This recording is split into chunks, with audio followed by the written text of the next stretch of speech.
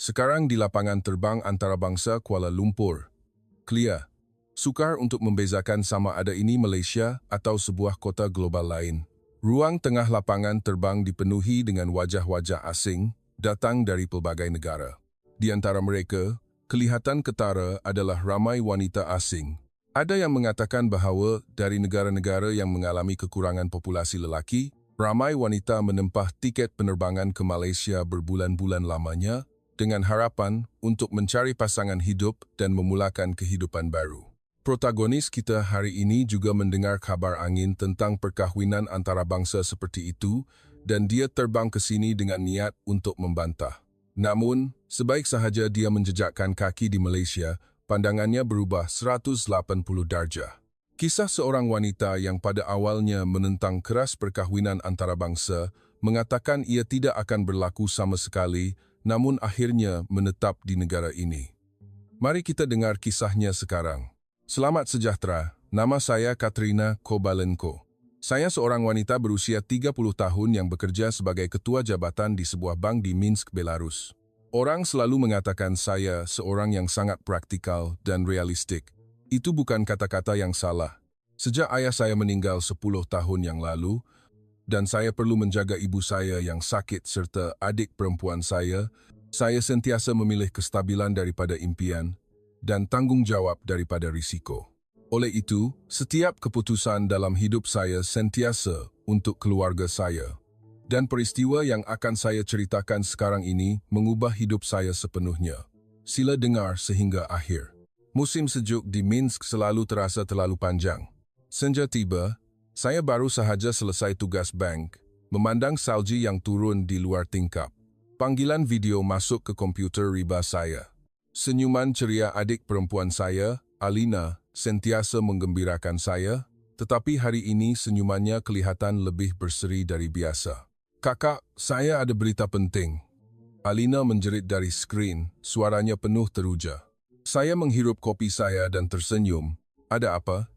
Gembira sangat nih, dah dapat bonus ke? Alina terdiam seketika, kemudian menarik nafas dalam-dalam. Saya nak kahwin. Saya dah putuskan nak kahwin dengan Junaid. Pada ketika itu, cawan kopi terlepas dari tangan saya dan tertumpah di meja. Saya tergesa-gesa mengelapnya dengan tisu, tidak percaya apa yang saya dengar. Apa? Kahwin?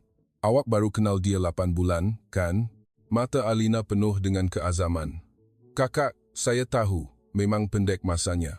Tapi Junaid adalah lelaki paling jujur dan baik hati yang pernah saya jumpa. Keluarganya juga melayan saya seperti anak sendiri. Kepala saya berserabut. Sudah 3 tahun sejak adik saya pergi ke Malaysia sebagai pelajar pertukaran. Walaupun saya akhirnya bersetuju, apabila dia berkata dia akan tamat pengajian, mencari pekerjaan, dan menetap di sana, saya hanya menganggapnya sebagai fasa kanak-kanak belajar tentang cinta apabila dia memberitahu saya dia mempunyai kekasih. Tetapi kahwin, terlalu mendadak.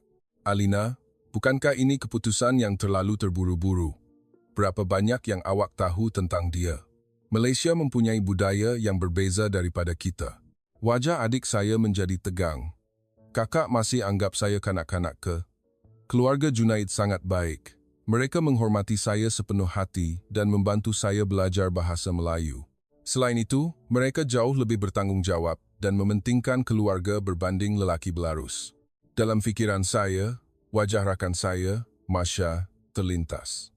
Masha telah berkahwin dengan seorang lelaki Itali yang ditemuinya melalui laman web perkahwinan antarabangsa 2 tahun lalu. Pada mulanya, ia seperti mimpi. Berita gembira akan memulakan hidup baru di negara Eropah yang kaya. Namun, hanya 6 bulan selepas berkahwin, dia kembali dalam keadaan yang sama sekali berbeza. Suaminya berulang kali melakukan keganasan rumah tangga dan melayannya seperti perhiasan cantik yang dibawa dari timur. Perceraian. Masha menderita kemurungan dan masih menerima rawatan psikiatri. Alina, saya dah ceritakan tentang Masha, kan? Awak ingat betapa dia menderita? Perkahwinan antarabangsa boleh menjadi lebih berbahaya daripada yang kita sangka. Adik saya mengeluh. Kakak, tidak semua perkahwinan antarabangsa akan berakhir seperti Masha. Itu hanya kerana lelaki itu yang jahat. Junaid tidak begitu. Lagipun, ramai wanita Belarus yang hidup bahagia di Malaysia, kerisauan dalam hati saya semakin membuat. Di Belarus, jumlah lelaki sangat kurang berbanding wanita yang layak berkahwin. Ramai lelaki pergi ke luar negara untuk mencari pekerjaan, dan di kalangan lelaki yang tinggal, ramai yang menderita masalah ketagihan alkohol atau pengangguran. Dalam keadaan seperti ini, wanita Eropah Timur seperti kami sering dilayan seperti komoditi di pasaran perkahwinan antarabangsa. Alina, tolonglah, fikirkan lagi sedikit. Perkahwinan adalah keputusan besar yang mengubah hidup. Adakah Junaid benar-benar seorang yang baik? Adakah awak boleh tinggal di Malaysia selama-lamanya? Air mata bergenang di mata Alina. Saya sangka kakak akan faham. Kakak selalu menyokong pilihan saya. Kenapa sekarang kakak cuba menghalang kebahagiaan saya? Emosi memuncak dan perbualan menjadi semakin sengit. Saya fikir saya berbuat demikian demi kebahagiaan adik saya. Tetapi Alina merasakan saya cuba mengawal hidupnya. Alina, saya tidak cuba mengawal awak. Saya hanya risau. Awak lihat sendiri berapa ramai wanita dari negara kita yang pergi ke luar negara mencari kehidupan yang lebih baik dan pulang dalam keadaan cedera. Kakak, saya cakap keadaan ini sama sekali berbeza, kan? Dan Junaid bukan orang macam tu. Kenapa kakak tak percaya saya? Selepas perdebatan sengit, Alina menangis dan memutuskan panggilan. Saya mengeluh panjang, memegang kepala saya. Adakah sikap keras saya itu adalah yang terbaik yang saya boleh lakukan? Adik saya sentiasa menjadi penyokong saya dan seseorang yang penting yang perlu saya lindungi. Malam itu, saya pulang ke rumah dan sedang menyediakan makan malam apabila saya terdengar jeritan dari bilik ibu. Saya bergegas ke sana dan mendapati ibu saya terbaring di lantai, memegang dadanya. Serangan jantung. Masa dari memanggil ambulans hingga ke hospital terasa seperti masa paling lama dan menakutkan dalam hidup saya. Mujurlah, keadaan ibu saya stabil setelah tiba di hospital. Melihat ibu saya dengan topeng oksigen di bilik putih itu merobek hati saya. Selama 10 tahun sejak ayah meninggal, saya dan Alina hidup untuk ibu. Saya meninggalkan impian melanjutkan pelajaran ke universiti untuk bekerja di bank dan bekerja siang malam setiap hari demi pendidikan Alina. Ketika jururawat keluar dan kami berdua sahaja di bilik, ibu saya berkata dengan suara lemah, "Katrina, saya dengar kamu berdua bertengkar. Hati saya sangat sakit." Saya terkejut. "Ibu, ini salah saya. Saya yang menyebabkan ibu jadi begini kan?"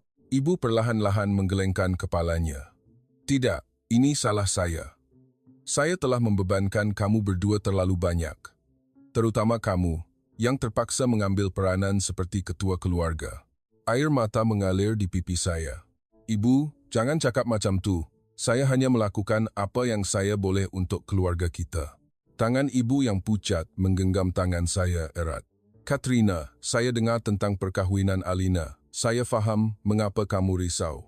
Tetapi kadang-kadang, lebih baik melihat sendiri dan menilai dengan mata sendiri." Kata-kata ibu membuat saya berfikir panjang. Adakah kasih sayang dan naluri perlindungan saya terhadap adik saya sebenarnya menghalang kebahagiaannya? Dan Malaysia adalah negara yang terlalu jauh untuk dinilai hanya dari perbualan telefon. Mungkin saya harus pergi melihat sendiri. Mata ibu sedikit bersinar. "Itu lebih baik. Kamu selalu berkorban di sini untuk kami. Kali ini, bagaimana jika kamu mencuba pengalaman baru untuk adik kamu dan untuk diri kamu sendiri?" Selepas 2 hari lagi di hospital, keadaan ibu saya stabil. Setelah membawanya pulang ke rumah untuk berehat, saya memohon cuti dari bank. Rakan sekerja saya, Marina, bersetuju untuk menjaga ibu saya semasa saya tiada. Ini adalah kali pertama dalam 12 tahun saya meninggalkan keluarga. Pada malam sebelum penerbangan ke Malaysia, saya menghantar mesej ringkas kepada Alina. "Saya akan tiba di Clear tidak lama lagi. Saya akan dengar cerita perkahwinan awak secara langsung nanti. Maafkan saya." Alina segera membalas dengan jawapan penuh gembira. Namun, saya masih risau. Apa yang paling saya takutkan ialah jika adik saya ditipu, bagaimana saya akan menyelamatkannya? Dan jika ia benar-benar hubungan yang bahagia, saya terpaksa mengakui betapa sempitnya pandangan saya terhadap dunia selama ini. Semasa menaiki pesawat, dada saya bercampur baur dengan kebimbangan, rasa bertanggung jawab untuk menyelamatkan adik saya, dan sedikit rasa ingin tahu terhadap dunia baru. Sambil memandang pemandangan kota Minsk yang semakin mengecil di luar tingkap, saya terfikir bahawa perjalanan ini mungkin bukan hanya mengajar adik saya tetapi juga diri saya sendiri. Selepas penerbangan panjang selama 12 jam, saya akhirnya menjejakkan kaki di lapangan terbang antarabangsa Kuala Lumpur CLIA. Di tengah-tengah papan tanda berbahasa Melayu yang asing dan kesibukan orang ramai, saya menarik nafas dalam-dalam. Kini, perjalanan sebenar telah bermula. CLIA jauh lebih besar dan bersih daripada yang saya bayangkan. Walaupun letih dengan penerbangan panjang, saya terpegun dengan kebersihan dan sistem yang efisien di lapangan terbang itu. Di imigresen, saya menyerahkan pasport, pegawai mengajukan beberapa soalan ringkas, dan semua prosedur berjalan dengan pantas. Benar-benar dunia yang berbeza, saya bergumam sambil mencari platform kereta api. Alina memberitahu saya bahawa dia tidak dapat menjemput saya secara langsung kerana ada mesyuarat penting hari itu. Sebaliknya, dia memberikan arahan terperinci dan cara membeli kad isi pengangkutan bernama Touch and Go. Pada mulanya saya separuh percaya apabila dia mengatakan kad itu boleh digunakan untuk semua pengangkutan awam. Dalam perjalanan menaiki CLIA Express menuju pusat bandar Kuala Lumpur, pemandangan dari tingkap kereta api satu persatu memecahkan tanggapan saya. Bangunan pencakar langit kota metropolitan yang tersusun rapi, pohon-pohon hijau subur di antaranya, dan permukaan air Sungai Klang yang berkilauan di bawah sinar matahari, semuanya kelihatan moden dan canggih. Tiba di stesen KL Sentral dan berpindah ke LRT adalah satu siri kejutan. Semua papan tanda dilengkapi dengan bahasa Melayu dan beberapa bahasa lain, dan papan informasi elektronik yang dipasang di sana-sini di stesen memberitahu waktu ketibaan kereta api seterusnya dalam masa nyata. Pemandangan yang tidak dapat dibayangkan di Minsk, Belarus. Saya menaiki LRT laluan Kelana Jaya untuk pergi ke kawasan yang sibuk di bandaraya, tempat Alina tinggal. Walaupun waktu puncak telah berlalu, ia agak lengang, tetapi masih ramai orang duduk diam sambil melihat telefon pintar mereka. Suasana di mana semua orang seolah-olah menghormati ruang peribadi masing-masing, walaupun asing, terasa selesa. Ketika itu, di stesen Bukit Bintang, seorang lelaki pertengahan umur yang mabuk terhuyung-hayang lalu duduk di hadapan saya. Bau arak yang kuat menusuk hidung saya, dan pandangannya yang kabur tertumpu kepada saya. Tiba-tiba dia bercakap dengan pelat, orang asing. Dari mana? Rusia? Ukraine? Saya menyembunyikan rasa tidak senang dan menjawab ringkas. Belarus. Saya cuba mengelak perbualan. Namun, lelaki itu terus bercakap dan semakin menghampiri. Belarus terkenal dengan wanita cantik, kan? Awak pun sangat cantik. Datang ke Malaysia buat apa? Ada teman lelaki? Ketakutan mula menyelubungi saya. Saya tidak tahu bagaimana hendak menghadapi situasi seperti ini di negara asing. Penumpang lain seolah-olah menyedari keadaan itu dengan wajah cemas tetapi tidak campur tangan secara langsung. Saya cuba berdiri, tetapi lelaki itu memegang tangan saya. Nak pergi mana?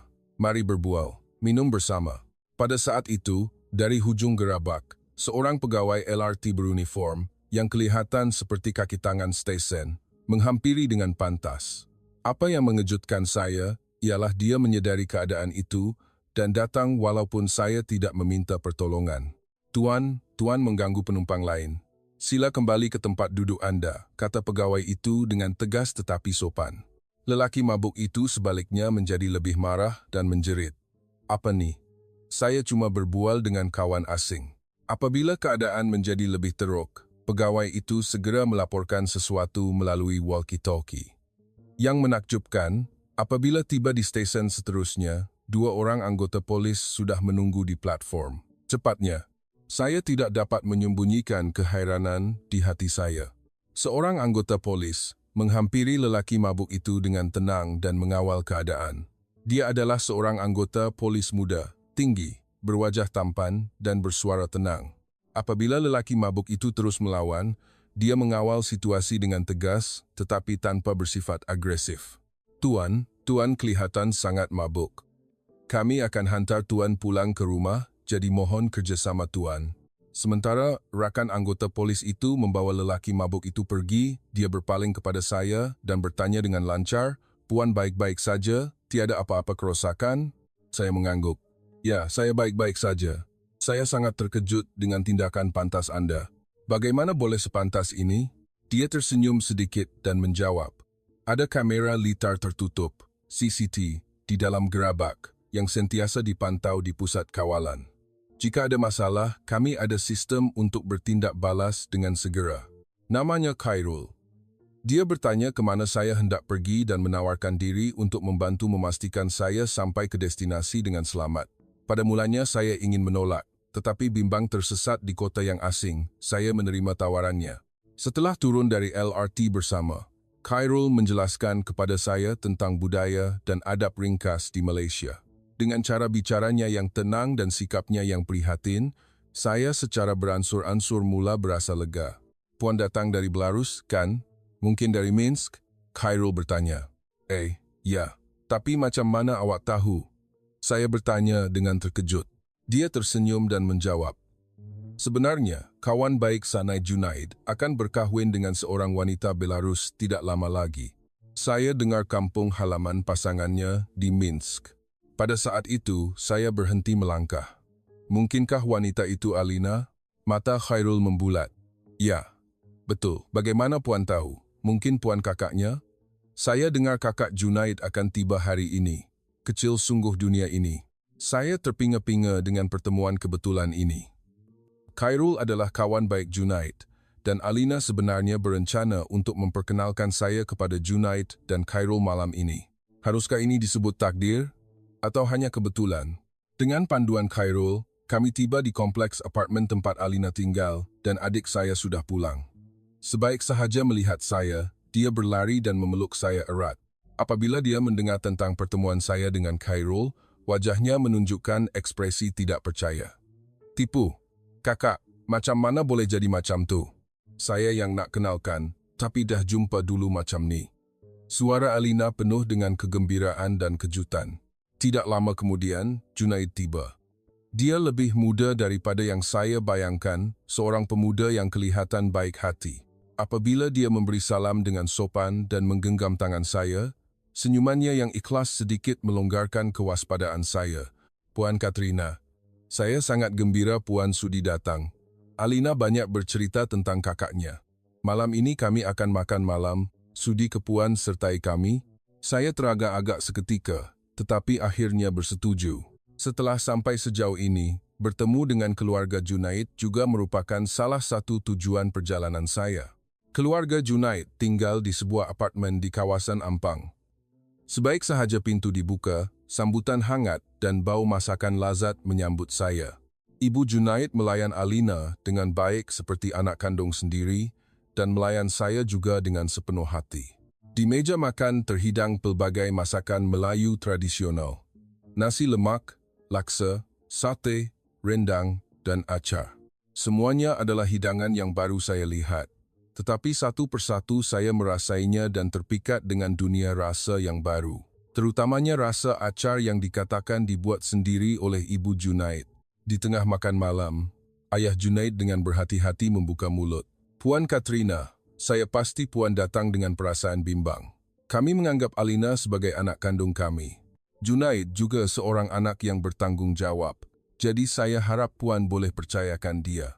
Mendengar kata-kata itu, saya meletakkan penyepit saya dan memandang wajah mereka satu persatu. Saya dapat merasakan keikhlasan dan kejujuran tanpa kepura-puraan. Keraguan yang ada di sudut hati saya seolah-olah cair sedikit demi sedikit. Setelah itu, kami keluar berjalan-jalan ke taman berdekatan. Walaupun sudah melewati jam 10 malam, masih ramai orang di taman sedang bersenam atau berjalan-jalan. Terutamanya, pemandangan wanita berjalan sendirian pada waktu lewat malam seperti itu sangat mengesankan. Di Belarus, berbahaya untuk wanita berjalan sendirian pada waktu seperti ini, kata saya. Junaid mengangguk. Malaysia tidak sempurna, tetapi keselamatan di sini antara yang terbaik di dunia, terutamanya di Kuala Lumpur. Sambil melihat pemandangan malam Kuala Lumpur yang bersinar di bawah langit malam, saya semakin keliru. Tempat ini sama sekali berbeza daripada yang saya jangka. Sistem pengangkutan awam yang efisien, jalan-jalan yang bersih, persekitaran yang selamat, dan yang paling penting, Junaid dan keluarganya yang benar-benar menyayangi Alina sepenuh hati. Namun, masih ada satu keraguan yang tinggal. Adakah saya benar-benar boleh membiarkan adik saya tinggal selama-lamanya di negara asing ini?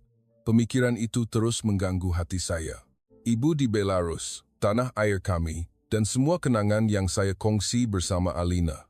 Meninggalkan semua itu dan memulakan hidup baru bukanlah keputusan yang mudah.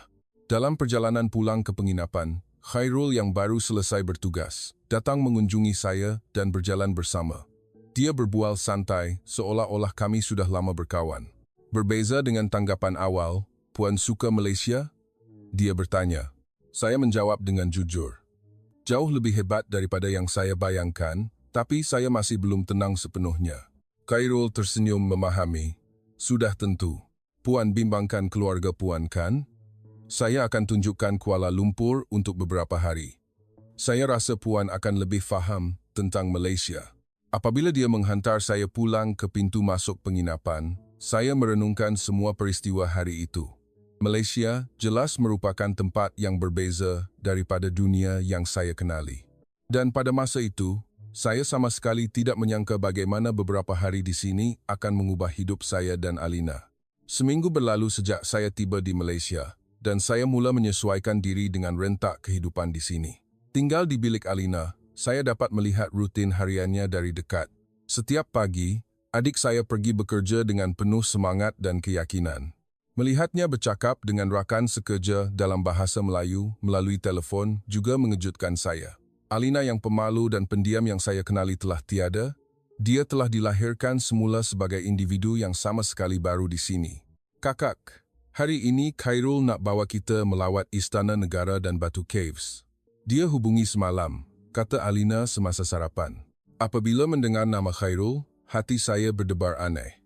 Sejak pertemuan pertama kami di LRT, dia kerap mengunjungi kami dan membawa kami melawat pelbagai tempat di Kuala Lumpur. Perbualannya yang bijak dan sikapnya yang prihatin sentiasa mengagumkan saya. Sebagai seorang pegawai polis, dia seorang yang sangat bertanggung jawab, tetapi pada masa yang sama, dia juga mempunyai sisi yang suka bergurau dengan lembut. Apabila Khairul tiba pada masa yang ditetapkan, saya sudah bersiap sedia menunggu. Hari itu adalah hari cuti, jadi dia tidak memakai seragam kerjanya, tetapi pakaian kasual yang kemas. Saya tanpa sedar mendapati diri saya merenunginya. "Hari ini, saya rasa Puan akan dapat merasakan sejarah Malaysia," kata Khairul sambil tersenyum. Istana Negara adalah tempat yang megah, terletak di pusat kota Kuala Lumpur yang moden. Tembok batu lama yang penuh sejarah membentuk kontras yang menarik dengan bangunan pencakar langit moden. Khairul menjelaskan dengan terperinci tentang sejarah tempat itu dan institusi Diraja Malaysia. Ini adalah tempat di mana sejarah negara ini bermula. Ia adalah pusat penting dalam sejarah panjang Malaysia. Penjelasannya bukan sekadar panduan biasa, tetapi terkandung di dalamnya kasih sayang dan kefahaman yang mendalam terhadap sejarah negaranya. Melihatnya, saya terfikir berapa banyak yang saya tahu tentang sejarah negara saya sendiri, Belarus. Mungkin saya terlalu fokus pada masalah realiti untuk terus hidup, sehingga tidak pernah cuba memahami budaya dan sejarah negara saya sendiri. Makan tengah hari, kami menikmati teh dan kuih muih Melayu di kedai kuih berdekatan. Di samping aroma teh yang menenangkan, perbualan kami tanpa sedar menjadi lebih mendalam. "Puan Katrina bekerja apa di Belarus?" Khairul bertanya. "Saya bekerja sebagai ketua jabatan di bank. Kebanyakannya menguruskan pinjaman pribadi," jawab saya. "Itu jawatan yang penting." "Puan suka pekerjaan itu?" Soalan ini membuat saya berfikir seketika. Saya tersedar bahawa saya tidak pernah bertanya soalan itu kepada diri sendiri. Selepas ayah meninggal, saya terpaksa bekerja untuk menyara keluarga dan saya hanya meneruskannya atas dasar tanggung jawab. Ya, saya rasa ia lebih kepada pekerjaan yang perlu saya lakukan daripada pekerjaan yang saya suka, saya menjawab dengan jujur. Pandangan Khairul menjadi lebih hangat. "Apakah pekerjaan impian Puan dulu?" "Saya mahu menjadi doktor." Semasa mengucapkan itu, saya merasakan suara saya bergetar. Sebelum ayah meninggal, saya sedang bersiap untuk melanjutkan pelajaran dalam bidang perubatan, tetapi realiti berbeza. Pada saat itu, emosi yang sudah lama saya pendam mula membuak keluar. Saya tidak pernah hidup untuk impian saya sendiri. Saya sentiasa membuat pilihan untuk keluarga, sentiasa berkorban untuk orang lain. Itu adalah seluruh hidup saya. Dalam perjalanan menaiki LRT ke Batu Caves, Khairul bercerita tentang dirinya. Dia pada mulanya ingin menjadi penulis, tetapi menjadi anggota polis atas dorongan keluarga. Namun, dia masih terus menulis dan tidak pernah melepaskan impiannya untuk menerbitkan novel suatu hari nanti. Hidup kadang-kadang tidak berjalan seperti yang dirancang, tetapi itu tidak bermakna kita perlu melepaskan impian kita sepenuhnya. Kata-katanya menyentuh hati saya. Berjalan melalui kuil-kuil megah dan pasar yang sibuk di Batu Caves, saya teringat bilik saya di Minsk. Diri saya yang melakukan perkara yang sama setiap hari di tempat yang kecil dan menyesakkan itu terasa seperti kehidupan orang lain. Seminggu di sini telah memberikan saya pengalaman yang lebih kaya daripada 10 tahun itu. Apabila hari mula senja, kami menuju ke Menara Kuala Lumpur, KL Tower, yang menawarkan pemandangan seluruh kota Kuala Lumpur. Pemandangan kota yang disinari cahaya matahari terbenam sangat indah sehingga mampu menghentikan nafas. Di sekeliling platform pemerhatian, terdapat banyak kunci mangga yang tergantung. Apa ini? Saya bertanya dengan rasa ingin tahu. Kunci cinta. Pasangan kekasih mengunci mangga yang ditulis nama mereka sebagai ikrar cinta abadi, jelas Khairul. Saya tanpa sedar menghulurkan tangan dan menyentuh salah satu kunci mangga itu. Entah mengapa, saya merasa cemburu terhadap sekeping logam kecil ini yang mengandungi cinta dan janji seseorang. Dalam hidup saya, tiada masa atau ruang untuk cinta. Masalah realiti sentiasa menjadi keutamaan dan emosi adalah kemewahan. Apa rancangan Puan apabila pulang ke Belarus nanti? Soalan Khairul mengganggu pemikiran saya. Apabila pulang, saya terdiam. Apa yang akan berubah apabila saya pulang? Tidak ada apa-apa yang akan berubah selain kembali ke bank itu, kembali kepada rutin harian yang menyesakkan itu. Mungkin akan mengulang rutin yang sama saja. Setelah turun dari menara, kami masuk ke sebuah kafe berdekatan. Apabila kami duduk dan minum, ekspresi Khairul tiba-tiba menjadi serius. Puan Katrina, sebenarnya, sejak pertama kali bertemu, saya tertarik dengan Puan. Jantung saya mula berdegup kencang dengan pengakuan yang tidak disangka-sangka itu. Khairul meneruskan kata-katanya. Saya dengar dari Alina betapa banyak Puan berkorban untuk keluarga. Tetapi kadang-kadang, saya rasa kebahagiaan diri sendiri juga penting. Saya tidak tahu hendak berkata apa, terdiam. Perasaan dan situasi seperti ini terlalu asing bagi saya. Apabila saya memandang matanya, saya dapat merasakan kesungguhan hatinya. Pada saat saya sedang berfikir apa yang perlu saya jawab, telefon bimbit saya berdering. Panggilan dari Marina, rakan saya di Belarus, yang menjaga ibu. Suaranya bergetar. Katrina, keadaan ibu kembali teruk. Dia dimasukkan ke hospital semula. Seluruh tubuh saya terasa beku. Berita tentang kesihatan ibu yang kembali merosot membuat kepala saya kosong. Saya hanya dapat berfikir bahawa saya perlu pulang segera. Baiklah, saya akan pulang secepat mungkin. Setelah meletakkan telefon, saya segera menjelaskan keadaan kepada Khairul. Ibu saya kembali sakit. Saya perlu pulang. Khairul tidak berkata apa-apa, hanya menggenggam tangan saya. Tangannya hangat dan kuat. Saya akan bantu apa saja. Kita perlu uruskan tiket penerbangan dulu kan? Dalam perjalanan pulang ke penginapan, Khairul sentiasa berada di sisi saya. Semasa saya menjelaskan keadaan kepada Alina dan menempah tiket penerbangan, dia menjadi sokongan yang besar. Ketenangannya dan bantuan praktikalnya membantu saya agar tidak tumbang. Malam itu, semasa kami berpisah di pintu masuk, Khairul berkata dengan ekspresi serius. Apa sahaja keputusan yang Puan buat, saya akan menyokongnya. Jika Puan perlu kembali, saya akan menunggu di sini. Air mata mula bergenang di mata saya mendengar kata-katanya. Perasaan seperti ini tidak pernah saya alami di Belarus. Saya baru tahu betapa besarnya kelegaan apabila seseorang memahami keadaan saya dan menyokong saya tanpa syarat. Apabila saya kembali ke bilik dan mengemas barang, saya diselubungi pelbagai emosi yang kompleks. Kebimbangan terhadap ibu, pemikiran tentang perkahwinan adik, dan perasaan saya terhadap Khairul, semuanya bercampur baur. Sambil memandang pemandangan malam Kuala Lumpur di luar tingkap, saya tiba-tiba sedar. Dalam masa yang singkat ini, saya mula berfikir lebih mendalam tentang diri saya, tentang hidup saya. Pengalaman di sini telah mengubah saya. Keesokan paginya, Alina menghantar saya ke lapangan terbang. Di hadapan pintu pelepasan, adik saya memeluk saya erat. "Kakak, apa pendapat kakak tentang perkahwinan saya dengan Junaid?" Alina bertanya dengan teragak-agak. Setelah berfikir seketika, saya menyampaikan perasaan saya yang ikhlas.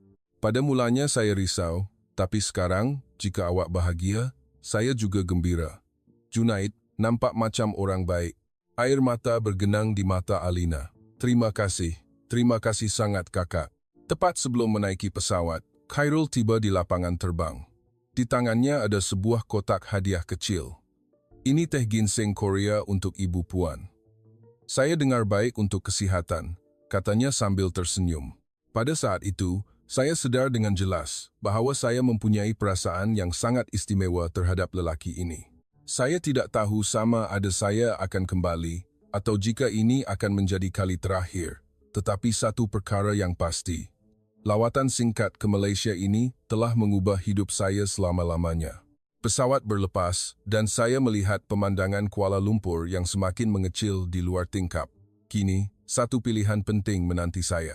Tanggung jawab menjaga ibu, menerima perkahwinan adik, dan mungkin mencari keberanian untuk kebahagiaan diri sendiri.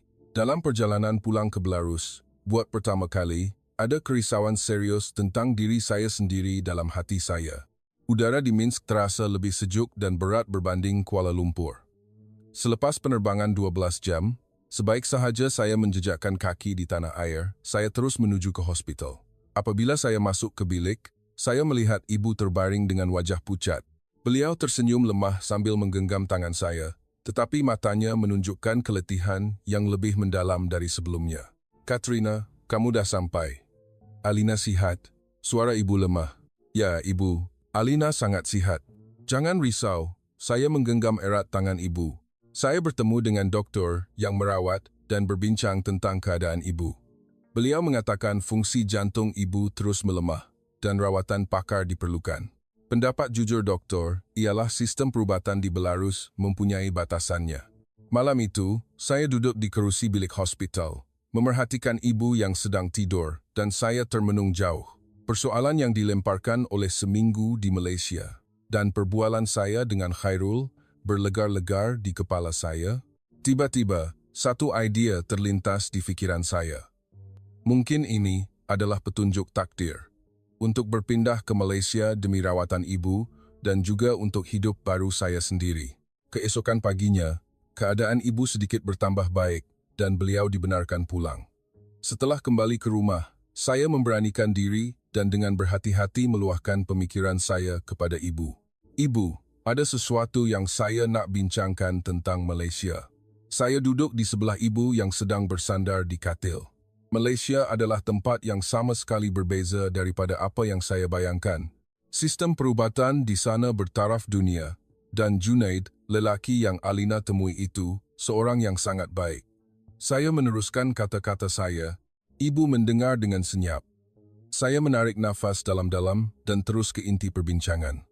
Melihat keadaan jantung ibu, saya rasa rawatan di Malaysia adalah yang terbaik. Saya sedang mempertimbangkan untuk kita semua berpindah ke Malaysia.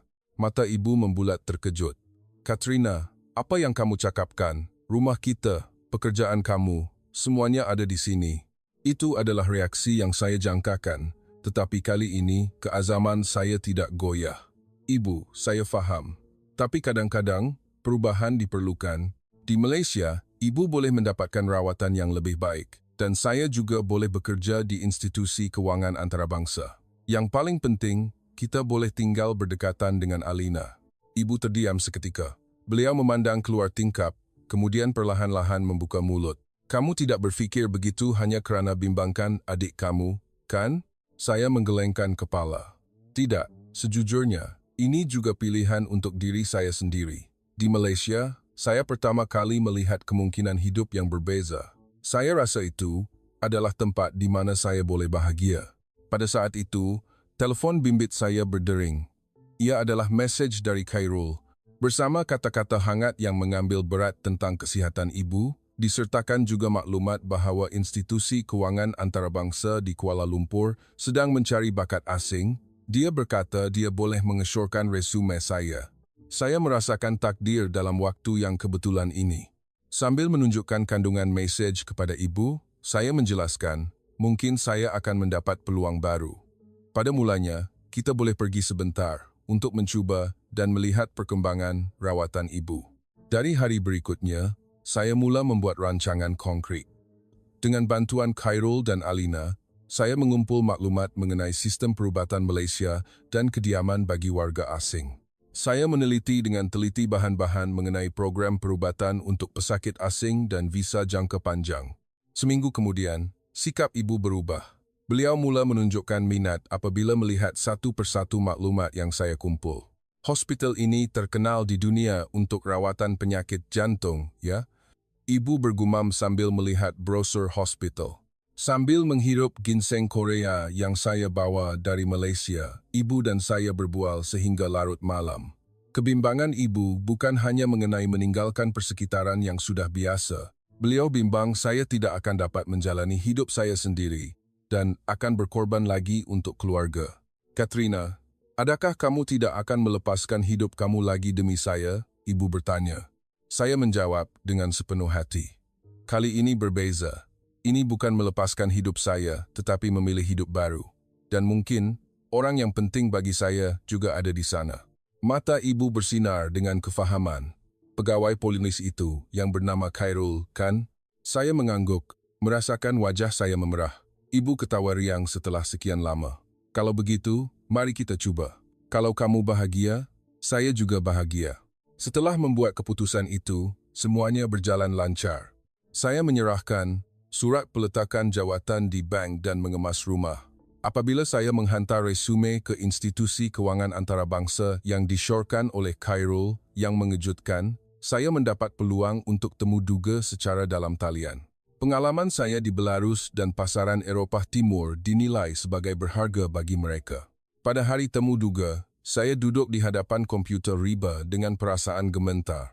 Walaupun temu duga dalam bahasa yang tidak biasa, saya berusaha sedaya upaya untuk menyampaikan pemahaman dan semangat saya terhadap Malaysia dengan jujur. 2 minggu kemudian, berita gembira tiba. Saya dihubungi dan diberitahu bahawa saya telah diterima bekerja sebagai pengarah Jabatan Asia Timur dan Eropah Timur di Kuala Lumpur. Pada malam sebelum saya dan ibu bertolak ke Malaysia, saya membuat panggilan video dengan Alina. Adik saya sangat gembira sehingga menitiskan air mata. Kakak, saya tak sangka. Kita akan tinggal bersama lagi. Wajah Alina penuh dengan senyuman bahagia. Ya, sekarang saya boleh bantu persediaan perkahwinan awak secara langsung, kata saya. Pada hari penerbangan, harapan untuk permulaan baru jauh lebih besar daripada kesedihan meninggalkan Minsk. Saya menggenggam erat tangan ibu dan sambil memandang keluar tingkap, saya merasakan bahawa keputusan ini akan menjadi titik perubahan dalam hidup saya. Setibanya kami di Kuala Lumpur, Alina, Junaid dan Khairul sudah menunggu kami di lapangan terbang. Pada saat saya bertemu semula dengan Khairul, jantung saya berdegup kencang seperti kali pertama kami bertemu. Senyumannya yang hangat menyambut saya. Rawatan ibu segera bermula. Di Pusat Perubatan Universiti di Kuala Lumpur, pakar jantung bertaraf dunia menjadi doktor ibu. Pada mulanya ada kebimbangan kerana persekitaran dan bahasa yang asing, tetapi kaunter sokongan pesakit asing di hospital menyediakan penterjemah bahasa Rusia, jadi ia sangat membantu. Yang mengejutkan, ibu menyesuaikan diri dengan kehidupan di Malaysia lebih cepat daripada saya. Beliau berkawan dengan warga emas Malaysia berbahasa Rusia yang ditemuinya di taman hospital dan bersenam bersama setiap pagi. Doktor juga gembira kerana keadaan ibu pulih lebih cepat daripada jangkaan. Saya juga secara beransur-ansur menyesuaikan diri dengan kehidupan di tempat kerja baru. Pada mulanya, ada kesukaran kerana perbezaan bahasa dan budaya. Tetapi dengan kebaikan rakan sekerja dan usaha saya sendiri, saya dapat mengatasi satu persatu. Terutamanya dalam menguruskan transaksi kewangan dengan Belarus dan negara-negara Eropah Timur. Saya merasakan bahawa pengalaman dan pengetahuan saya benar-benar berguna. Hubungan saya dengan Khairul juga semakin mendalam secara semula jadi. Setiap hujung minggu, kami meneroka tempat-tempat menarik yang tersembunyi di sekitar Kuala Lumpur dan kadang-kadang kami menghabiskan masa membaca tulisan-tulisannya bersama. Dia mengajar saya bahasa Melayu dan saya mengajarinya sedikit bahasa Rusia. Dalam proses mempelajari budaya dan bahasa masing-masing, hati kami menjadi semakin rapat. Apabila 6 bulan berlalu sejak kami tinggal di Malaysia, majlis perkahwinan Alina dan Junaid diadakan. Ia adalah majlis yang indah, menggabungkan adat Melayu tradisional dan majlis resepsi barat.